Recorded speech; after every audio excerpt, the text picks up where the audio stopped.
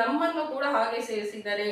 ರಾಮ ಕೌಸಲ್ಯನ್ನು ಮಾತ್ರ ತಾಯಿಯಾಗಿ ನೋಡಿ ಉಳಿದಂಥವ್ರನ್ನ ಚಿಕ್ಕಮ್ಮನ ಥರ ಇವತ್ತು ನೋಡಿಲ್ಲ. ಅಂತಹ ರಾಮನ್ಗೆ ಪಟ್ಟಾಭಿಷೇಕ ನಡೀತಾ ಇದ್ರೆ ಇದಕ್ಕಿಂತ ದೊಡ್ಡ ವಿಷಯ ಏನಿದೆ, ಇದಕ್ಕಿಂತ ಎಷ್ಟು ಶುಭ ವಾರ್ತೆ ಹೇಳಿದೆ ಅಂತಂತ ತಗೋ ನಿಂಗ ಬಹುಮಾನ ತಗೋ ಅಂತಂತಂದು ತನ್ನ ಕಂಠದಲ್ಲಿರುವಂಥ ಒಂದು ಬೆಲೆ ಬಾಳುವಂಥ ಒಂದು ಆಭರಣವನ್ನು ಏನು ಕೊಡ್ತಾರೆ, ತೆಗೆದುಕೊಂಡು ಕೊಡ್ತಾರಂತೆ.